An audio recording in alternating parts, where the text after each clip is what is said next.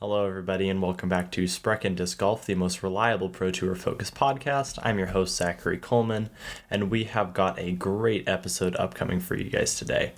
But first, if you haven't checked out our social media stuff, check us out on Instagram, Twitter, and our home platform, sprechensports.com. More about that at the end of the episode. So, our episode today, we have, like I said, we've got a great one. We've got Open at Austin review. We've got Texas State's review. We've got a fun new kind of segment, and then we have power rankings, of course. So a packed episode. I planned it out. I put a lot of time and research into this episode, so I hope you guys enjoy it.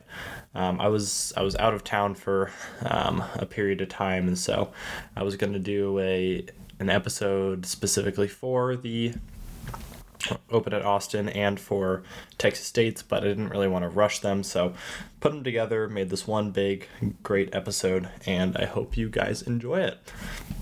So let's jump right in, starting with Austin. Now, Austin was a full Elite Series event. Texas State's was a silver. Austin was full Elite Series.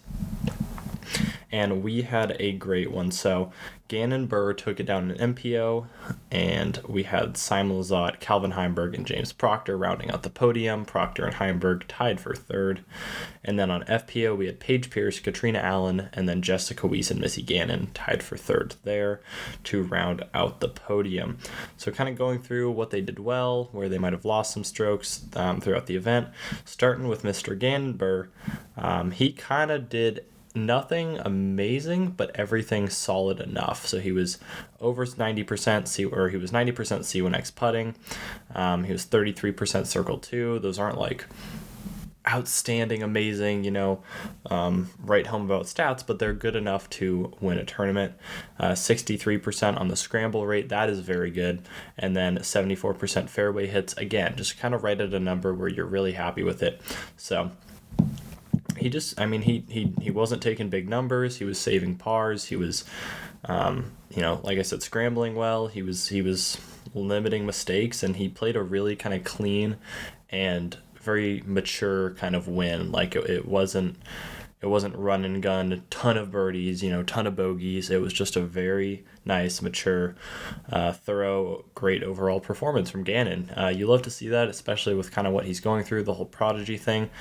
Good to see him kind of get back to it and show that his mental game has hopefully not been affected too badly. So good job for Gannon. Again, he had a little bit of a slower start to the season, so we had seen him drop off the final round of Vegas. We hadn't seen him finish as well as he could have in Waco, and we were starting to wonder a little bit, like, are we going to get the Gannon this year, or is it going to be delayed due to the prodigy thing? No, he silenced all of us, put that out of our minds, and came out with a really strong performance. And I think it's great to see. You'll see where that puts him later in the power rankings, but with Macbeth struggling, Eagle struggling, Dickerson really struggling, Wysocki out, I think this puts him in a good spot relative to the rest of the field. So that's all I'll say. I won't spoil power rankings, but that's a little hint I'll give y'all, little nugget. Simon Lizotte back onto the podium. You love to see it. This is his first one with MVP, at least on the Pro Tour. He was doing a little bit more of that shooting it around. He had 2 eagles on the weekend, and the thing that he was citing was that he finally felt comfortable with his putts again, which is really awesome to see, because he had struggled a little bit at Vegas, or he didn't feel comfortable at Vegas, at least, but he putted 50% from Circle 2 this weekend. That's outstanding. If you're putting over 40%, that's like kind of elite for the weekend, at least. And he was 50% is ridiculous. Can't imagine doing that, but for a round, that's pretty insane. For a 3-round event, that is ridiculous. So nice putting, a couple of eagles, just a few too many bogey strokes that took him out of it, not enough birdies. Nothing egregious. Nice to see Simon put in a really solid game. Oh, that was a tongue twister. Simon solid. Too much. But yeah, it was good to see Simon back, and I look forward to seeing him the rest of the year. I mean, I think now that he's kind of jump started and got the monkey off his back with getting a podium with MVP, I think we're going to see him really kick it into high gear. And this is just the beginning for Simon, just the beginning. So I'll start with James Proctor, who has had probably the most surprising start to the season when you look at kind of the players around him, I guess in a positive sense. He is a guy who has never been on full tour, I believe, but he has had some really awesome finishes. He was a Washington guy, and now he's back down to California, and he's kind of similar to Scott Withers, where they touch and go on some events. But he's always been talented. Everyone's known it. He has a great putting game. He generates a lot of power from a very kind of short motion. He's a really like big guy. Like he's very tall. I saw him standing next to Eric Oakley in the video they did, and he's a really, really like intimidating guy. So it makes sense why he can kind of put it out to that as far as he can. He has really big distance. And one of the most impressive things I think I've seen all year so far, he got third. He was 13th in birdie percentage. 13th. But he didn't really bogey. He kept on keeping on, stayed the course. I want to pull up his first round here because it was wildly impressive. So first of all, 10 down, bogey-free final round. Round 2, he had 2 bogeys on his way to a 6 down. Round 1, bogey-free 3 down, which if you know the conditions round 1 were really, really bad. And so getting that bogey-free in the clubhouse kept him in it. Really, really impressive performance. 13th in birdie percentage. And he was able to climb up into the top 3. That's insane. So, great job, James Proctor.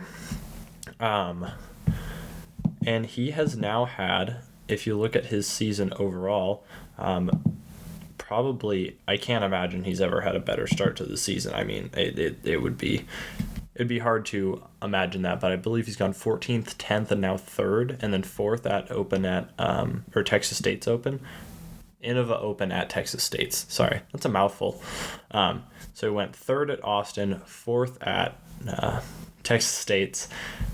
I mean, what a start. Who saw this coming? We've seen him on many lead cards, and he's just entertaining. I mean, he's got a good, well-rounded game. He's got a nice, he's got nice distance, nice backhand, really, really solid putting. I think that's generally what he's known for, is his putting. Don't quote me on that, but I think I heard Jerm mention that he's a great putter. He scrambled well, 67%, tied for first, and circle 2 in regulation, he was 76%. That kind of goes with, both those stats go with the avoiding bogeys, as he was keeping it like in the circles. He's scrambling well, and a nice event from James Proctor that really kind of contradicts the birdie or die kind of disc golf we've started to see rise to prominence.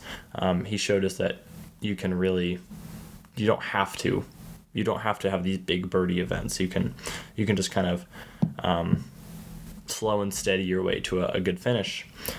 Now we're moving on to a guy who's not a slow and steady guy. He is a guns blazing birdie guy, and that is Mr. Calvin Heimberg, but he isn't doing really anything wrong this season so far. 88% on fairway hits, that was first. Circle 2 in regulation, 76%, that was first.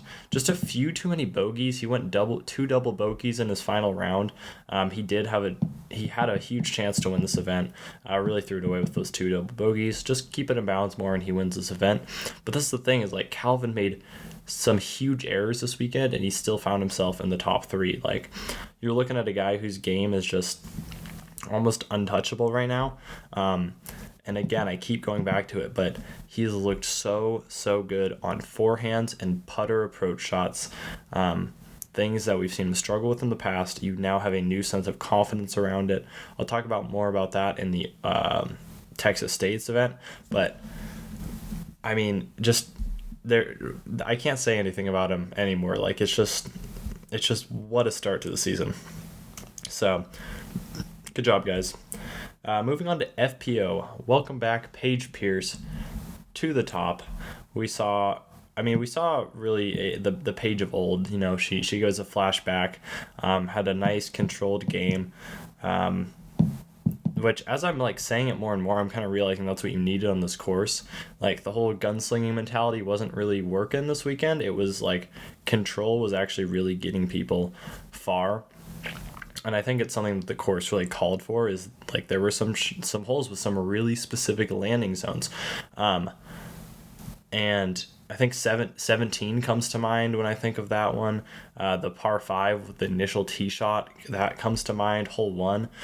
There are just some really, really important placement shots, and I think people that executed those are the people that did well. So Paige Pierce, she putted 85% C1X, good enough for 4th in the event. 61% Circle 2 in regulation, that was good enough for 2nd. And she avoided bogeys just enough. So right at the end there, she struggled. She added quite a few bogey strokes during the last, she went bogey, par, bogey on the last 4 holes. But she had built up enough of a lead where it didn't end up costing her.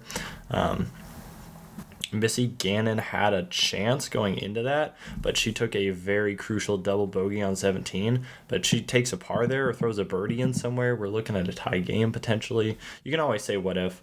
And then Kristen Tatar, of course, had a chance, but she bogeyed the last 3 holes as well. So couple of rough finishes on the FPO side.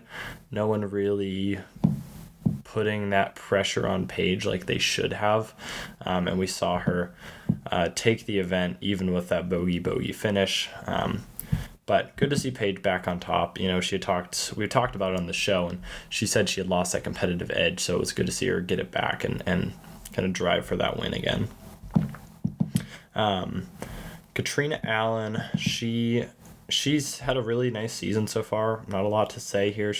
We know she's a top 3 player, and I think she showed that this weekend.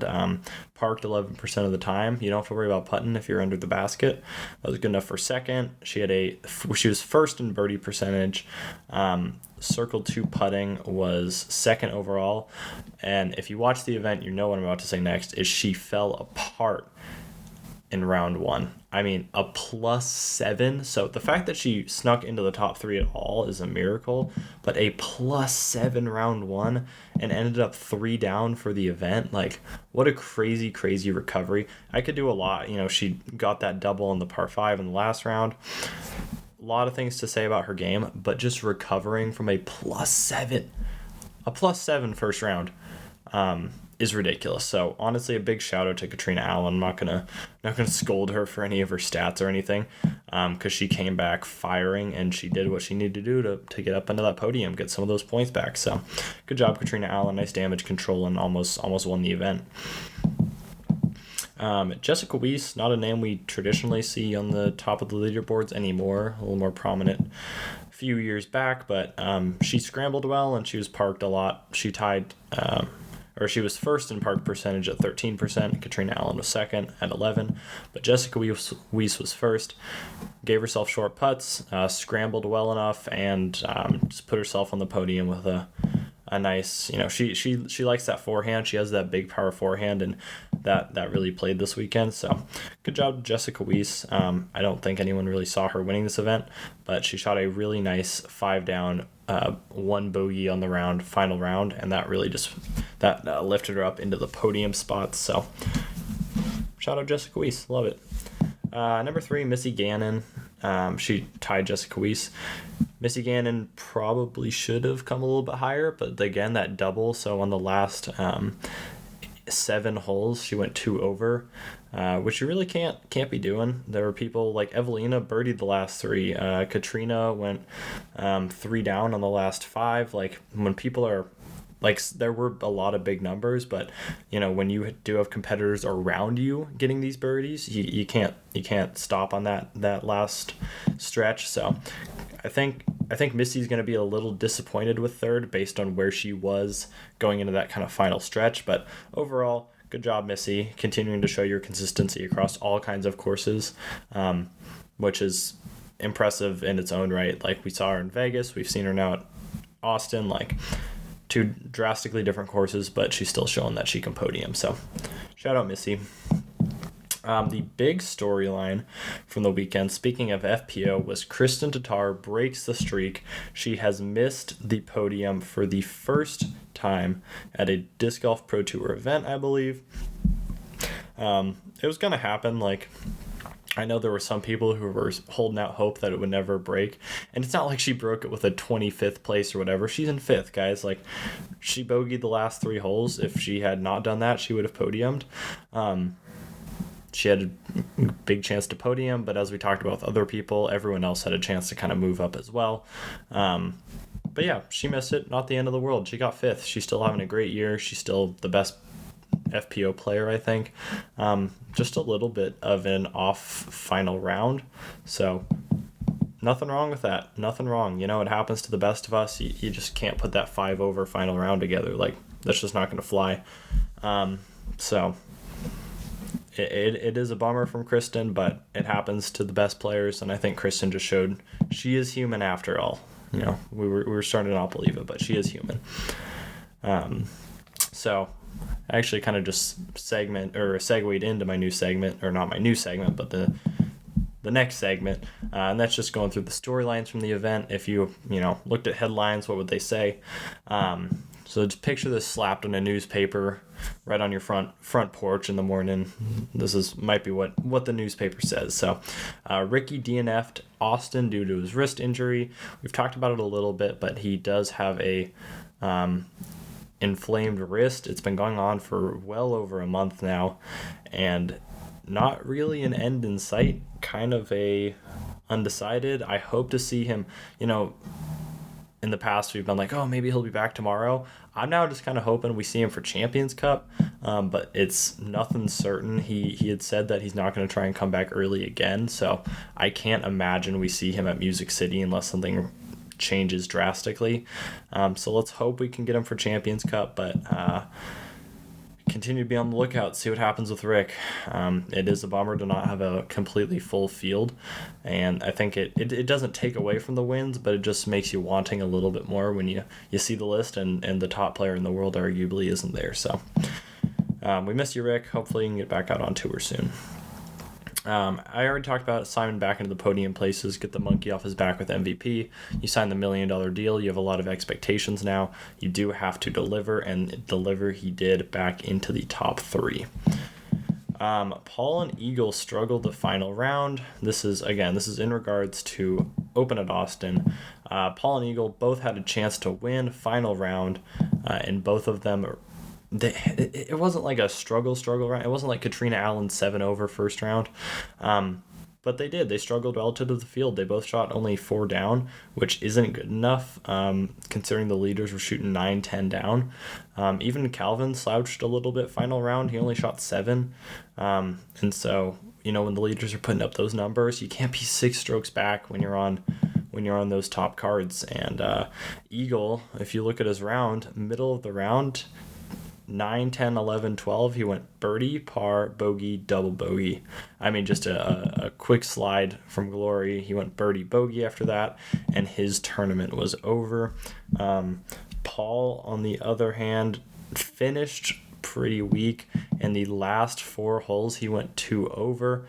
Again, that's just, going into that stretch, he's in it, but he couldn't really piece it together and make anything happen. So I mean, it's a bummer. We haven't seen Eagle, Paul, or Chris on the podium yet, and we are now kind of 4 events into the year. I know Paul has that win in the Silver Series last year. I'm not really counting that right now because it's kind of, the time period is so different. Where are what's going on with these guys? What are they struggling with? Because for me, you're looking at a course like this that requires all those shot shapes, and you're thinking, Paul, who has every shot shape, Paul is that guy, and to see him struggle that final round especially, I mean, it's a very strange thing, and, I think people are going to continue, and rightfully so, to ask questions of, like, where are these guys? They got to show up, big moments.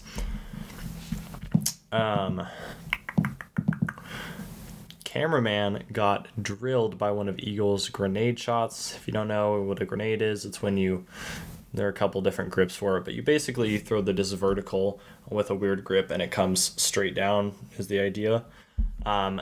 Is used to go over high trees, stuff like that, and especially guys like Eagle, they can throw over some really tall trees. So Eagle was approaching a green, he tried it, cameraman was not aware of it, or at least didn't see it, and gets just drilled by this eagle grenade. And it was moving so fast, it made a loud noise and skipped, well behind him. He was down on the ground for a while. They got him some medical attention. Apparently he did have to get something to patch up his head. I don't exactly know how he's doing now, but presumably we'll see some response from cameramen being a little bit more aware of what shots are coming and how they can best protect themselves, because it could have been a lot worse. Like, honestly, that thing was coming in really fast. He was wearing a hat, so maybe a little bit of protection, but like that could have ended worse. And I'm glad he is okay, but we do need to think about protecting these guys who are getting in the way of these, 70, 75 mile an hour discs, because it's not easy out there. It's dangerous. So glad he's all right, but something to look at and talk about for the future. I already talked about James Proctor, touched on his start a little bit. Already touched on Calvin's podium percentage, 100%. That's ridiculous. Eagle, Paul, Chris, and Ricky still without a podium. We just touched on that, but it's just shocking to say the least. I mean, Chris has been, where has Chris been, especially. We've seen Eagle and Paul a little bit, but rough start. Talked about those. Looking at the standings from the last two events, I think there is still, for a while there were some people creeping in, but I think these last two events have cemented there's still the clear top three in FPO, and that is Katrina Allen, Paige Pierce, Kristen Tatar, in no particular order. Kristen at the top. But those three are still kind of the top dogs, and Ella snuck in there, and Missy's having a good year, and Val had a great year last year. She hasn't showed up really yet because of her injury. So there's been some questions of who can sneak into that, but I think there's still the very clear-cut top three. Other people might sneak into it results-wise, but I don't think longevity-wise anyone is going to be matching those three. So one of the more storylines that's a little more personally I was happy with, because I've been rooting for her, Evelina. She actually putted much better relative to her putting lately. She's back into the top 10 with a 7th place finish.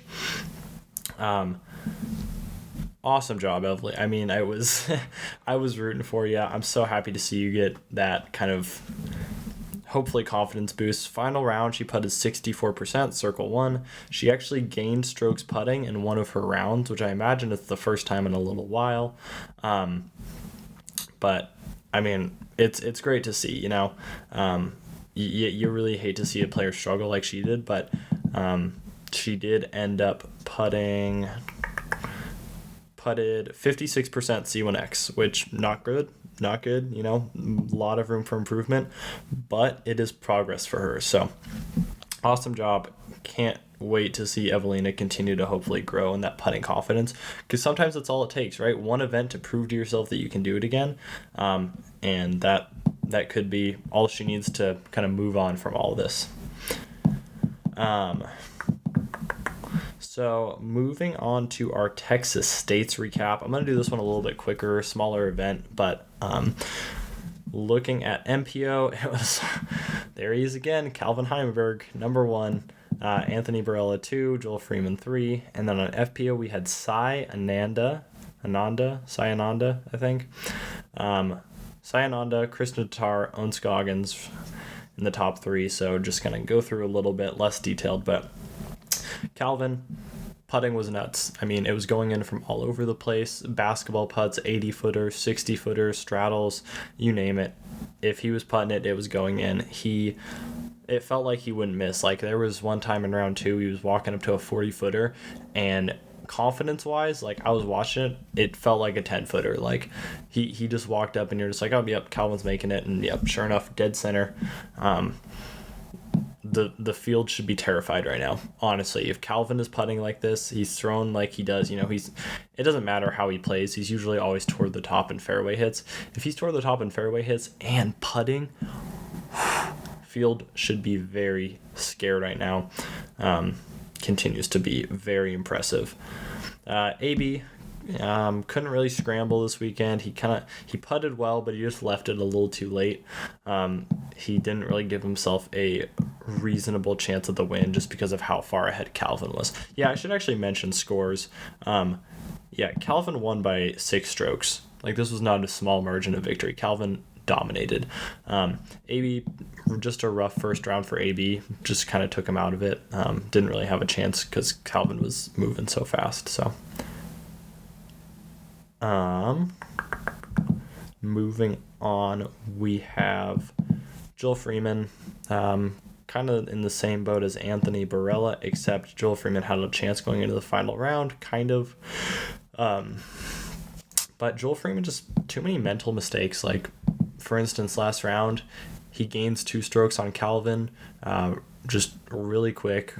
I actually think he gained 3 in like 2 holes, but he gained 2 on 1 hole.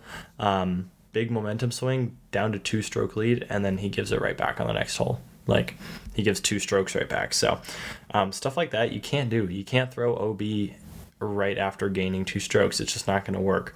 It doesn't, he threw OB, it rolled down the hill. He knew it out of his hand. He knew it was too far. Can't do that. His putting was weak. But what kind of got him into the top 3 was consistent golf. He was doing Joel Freeman things. He was pretty much all the shots. He's a good player, but just too many mistakes for a player of his caliber to make and still win, especially in this kind of a field where there's a few players that really stick out. Like, top 3, it's good, but in this field you'd expect a guy like Joel Freeman to kind of sneak up into that top 3. So moving on to the FPO, we had Sai Ananda putting on a show on the putting green. She displayed so much just talent putting. I had not heard of her before, which is embarrassing because she actually won the largest tournament, like the only A tier, and it's actually held like right there. Seriously, look out this window and you can see the course. Like, it's the Treasure Valley Cup. She won it last year for FPO. She also has won the events closest to me back home in Washington. So I should have known her name, and shame on me for not, but I do now. I did some research. She does not tour, but when she goes to an event, she plays well. Like, she got top 10 in women's US championships last year. I mean, she got 9th last week a few weeks ago now, at Waco. Austin. She got 9th at Austin, I believe. Yeah, 9th at Austin. And now she gets a win. Like, this isn't shocking if you know her game, and I didn't, and I wish I did because she is incredible. She just looks so comfortable throwing that mid-range turnover.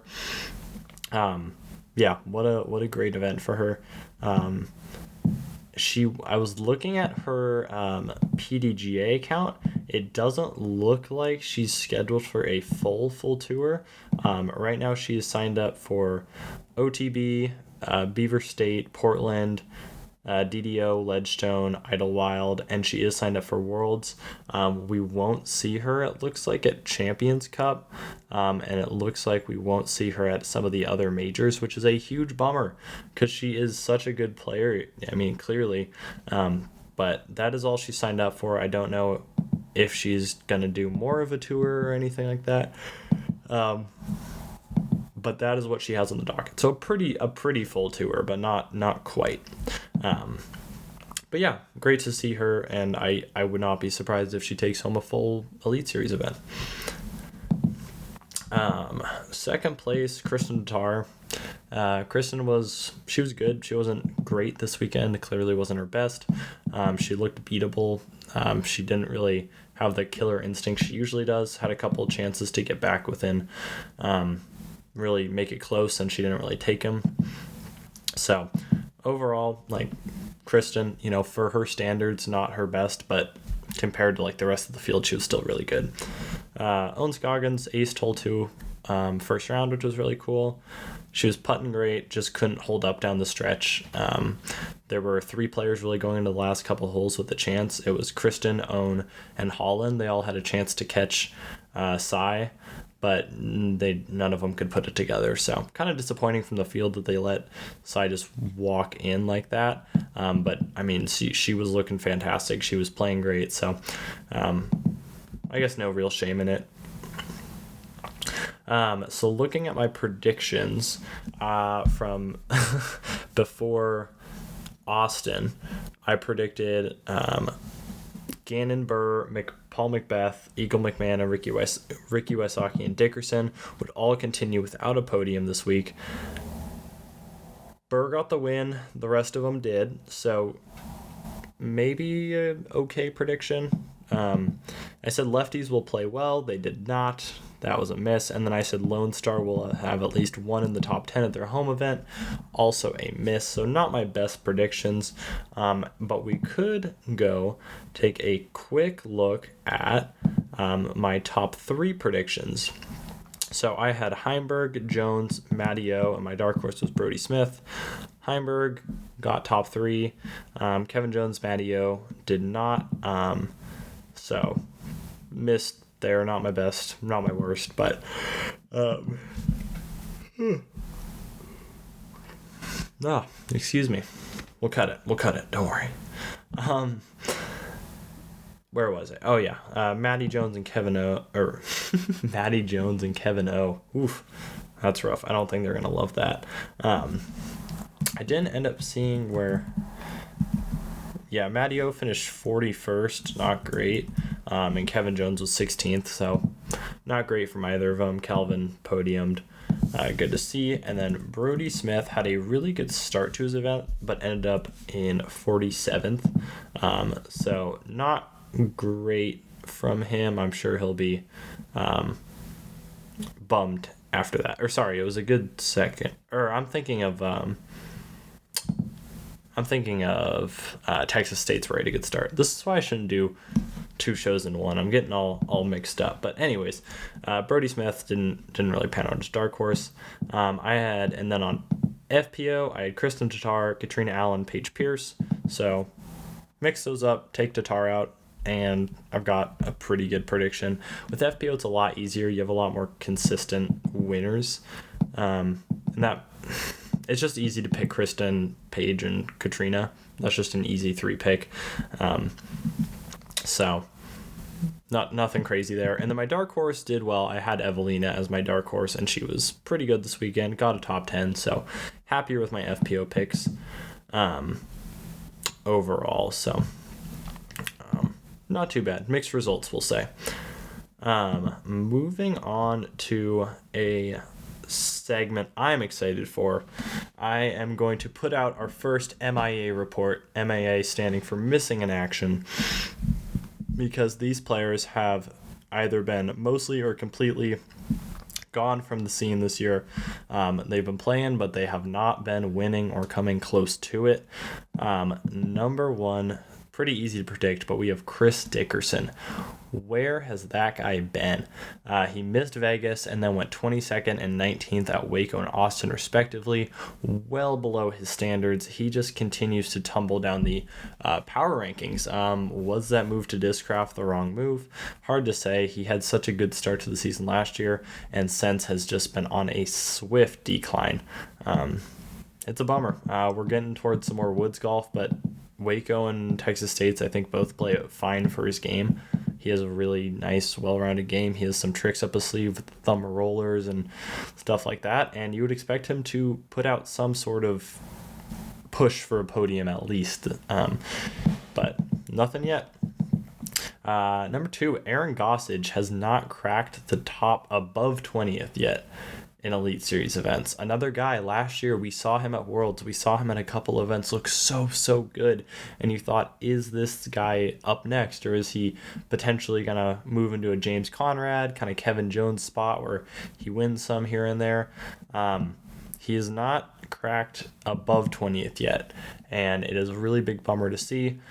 He did move into 10th in that Silver Series, or moved into the top 10, but it was a pretty weak field in my opinion, so nothing too much to say from that. But Aaron Gossage, come on man, step it up. The one I am most disappointed by is Isaac Robinson.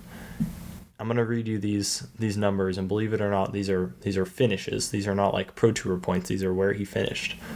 82nd at Vegas, 45th at Waco, 25th at Austin, 52nd at Texas State's, an event with a very weak field. Isaac, where have you been, man? you showed us your game last year. We saw you at Portland. We saw you at Waco. We saw you win Idlewild. What is this? Waco, that's the backhand turnover dream course. I mean, man, we're really disappointing from Isaac Robinson. This is at this point, I don't know if this is like gonna be a quick turnaround, because we see guys like Chris Dickerson with that slow start, 22nd, 19th, okay, salvageable. Isaac Robinson, 2 outside the top 50, a 45th and a 25th. You cannot be doing that, man. Can't be doing that. I'm wondering, will we see sort of Adam Hammes-esque season like last year, coming off of his kind of breakout year, going quiet? Maybe we'll see him again resurface later, but he might need some time to kind of step back up and get his confidence back. Chris Clemens, another guy who had some really big finishes last year. We saw him on lead card at Worlds, the big power forehand lefty. He has been rather disappointing up until we saw him on lead card at Texas State's, but in the full elite series, he's gone 69th, nice, 20th and 59th. Unacceptable for a player of his caliber, especially after we saw him push into like the top 10 most people considered last year in power rankings. I think I started him in the top 10 this year. He was Mr. Consistent, kind of pushing into that top 20 last year, with some flashes in the pan, but Chris Clemens, kind of a bummer year so far.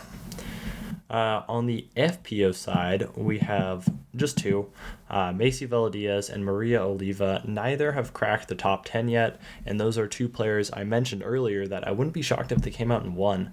Maria Oliva with a really, really rough, some really, really rough rounds this weekend in particular. She said she hasn't really gotten adjusted playing on camera. She went out, she won Goat Hill, so I had kind of high expectations, but she hasn't been able to take anything down since. So her come close. So I have high expectations for both those players. I think they are capable of winning an event, just putting it together on a particular weekend to even kind of push toward that threshold.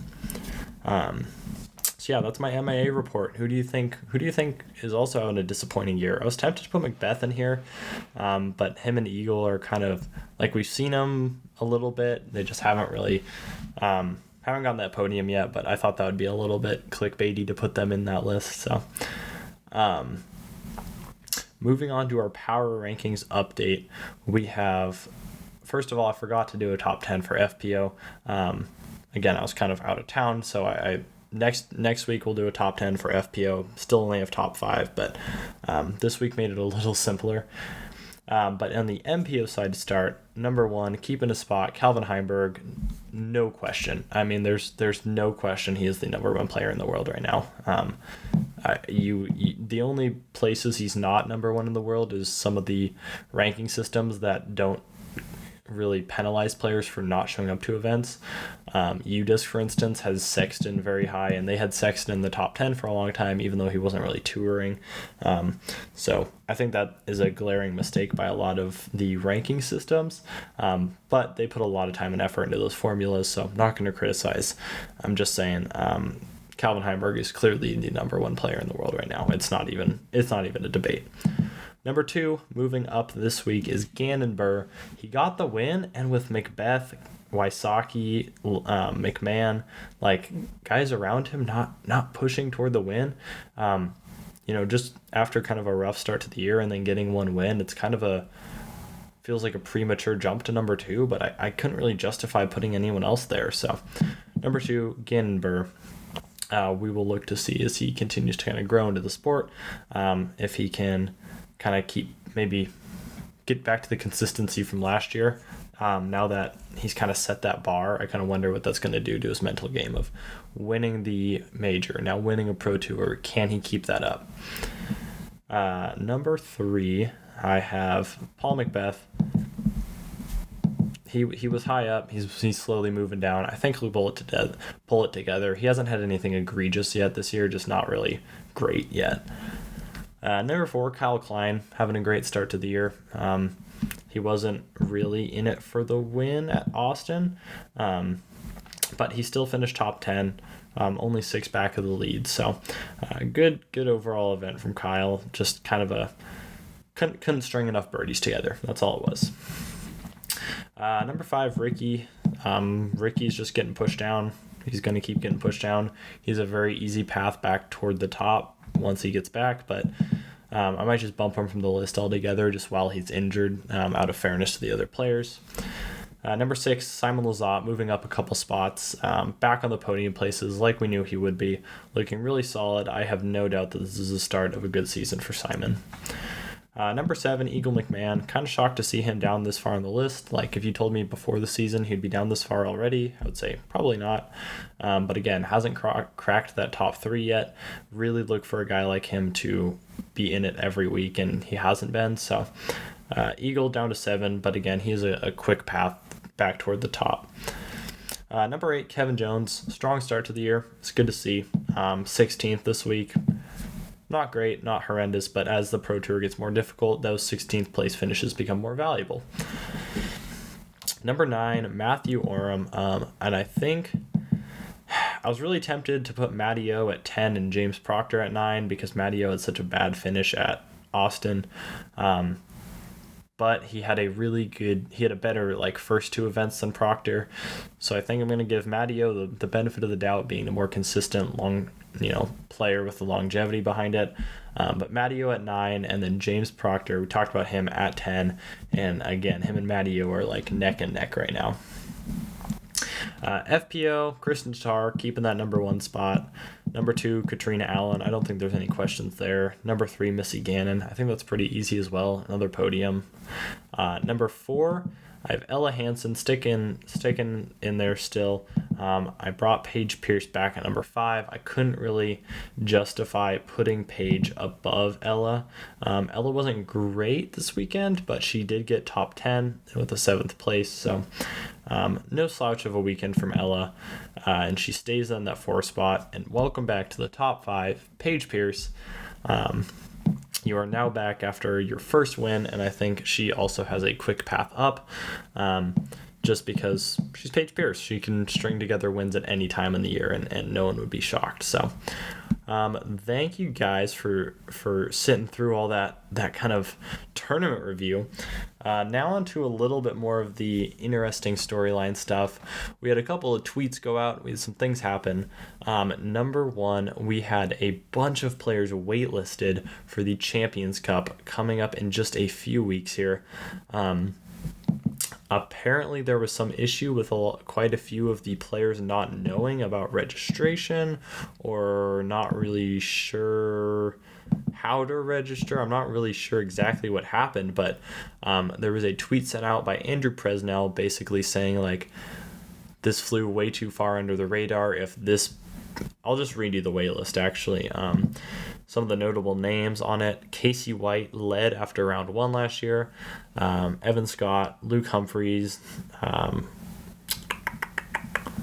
Zach Arlinghouse, James Conrad, Chandler Fry, Austin Hannum, Kevin Jones, Andrew Presnell, Garrett Gerthy, Andrew Marweed, Ezra Aderhold, and Aaron Gossage. I mean, I would say 4 of those guys have a chance to win this event. We saw guys like Marweed have a good event last year, and of course Kevin Jones, James Conrad. Those guys can pop off any week and win an event. So I don't know how to feel about this. On the one hand, it is part of the PDGA's responsibility to this is a big event, and fans are the ones that make it possible. So it is partially your job to get the big players there. That being said, for those big players, you're an adult, you have a job, you get paid to play disc golf. You should be able to register for an event without issue. Many of you, I know Kevin Jones at least, is represented by a sports agency. You presumably have tour managers on your team at least. There are so many people that should be able to get this done. And the fact that it was kind of slipped under the rug, it's not like it was a 1-hour list. They had well over a week to register, and they did not get registered. They had at least 2 weeks to get registered. I know that because they had staggered registration. So it's 1020 and above got to register, then 1,000 and above got to register, and then it opened up, and there are multiple guys under 1,000 who are in the event. So presumably they had at least 2 weeks to get registered. They did not. there were some hot takes on Twitter. Drew Gibson, I mean, he came out and said kind of what I was thinking. It's like, you want to play the event, you have to register for the event, right? Like, these guys have been doing this for a while now. Like, you can follow an event on Disc Golf Scene, you know, you could, this was just a few weeks back. Like, there are a lot of big names on the wait list, which leads me to think, like, someone put it really well. Like, based on the amount of names on the wait list, there is probably a small flaw in the system of how they did it. That being said, there are 156 players that registered without issue. So it's like, you can't be mad when almost every other player remembered or got in. It's like, I guarantee you guys like Paul Macbeth aren't missing this kind of registration. Like, they're the really focused guys. Like, they take it seriously and they're not going to miss this kind of thing. And like, it's a shame that a lot of these guys might not get to play this event now. But when you want to play an event, you have to sign up for that event. Like, that's just like, you're a touring pro, you're an adult. Like, this is a thing you have to worry about. I think it's a bad look if the PDGA comes and kind of just bails them out and says, hey, we're just going to open up another hour tee time slot, you know, add however many players in for that and move on. That being said, I do want to see some of those players play this event. Kevin Jones, Marweed, James Conrad in particular. So there is Monday qualifiers. I believe they have 4 spots. Oh, wait. 1, 2, 3, 4, 5, 6, 7, 8. 8 spots available on Monday qualifiers. So that will be a very heated Monday qualifier. But yeah, I somewhat agree with Drew here in the fact that these players like set an alarm, set a calendar thing. Like, this isn't a new thing for a pro player to have to sign up for a big event. They have to sign up for Worlds, right? Like, it's something you have to deal with and you have to be on top of. It's not excusable, honestly. So it sucks, and I'm bummed for these guys. Like, it's a major, and some of them are going to miss this major. But next time, focus a little more on it. You know, put a little more thought into it, and don't take it for granted. And, you know, set a calendar, remind, you know, make sure your tour manager knows when it is, or something like that. That being said, PDGA, do a better job at advertising the majors to your players. We don't want to see this again. It's bad for the fans, it's bad for the players, it's bad for the PDGA, but I do think in the end it lies with the players to make sure they are registered for the events they want to play. Alrighty, sorry about that brief pause. Thank you guys for watching this episode of Sprechen Disc Golf. As always, I'm Zachary Coleman, and I really enjoyed this episode. I hope you guys did too. A lot of kind of work and research went into this one because I wanted to provide you guys with a really good quality episode after sort of a 2-week break there. If you liked it, go check out our home platform or our Twitter and our Instagram. If you don't know, I run SprechenSports.com. It is a platform that lets you join an event live and discuss with others who are also watching the same event, kind of what's going on. We do have Music City open up on the website right now, so if you want to go ahead, go join the event, and then when Music City's going on, watch it live, talk about it live with other fans who are watching it. I think it's a cool platform, and I really want to see some of you guys in the chat there and talk with you guys about it. I'll be in there. So yeah, I look forward to that event. We will have one episode. We will not have a second episode this week. Of course, there's no preview for this weekend, so we will have an episode next Wednesday or Thursday, previewing the Music City Open. So get ready for that one. But in the meantime, go check out some of our other content, check out some other disc golf content, or go just play around. Thank you guys for watching, and I will see you guys in the next episode.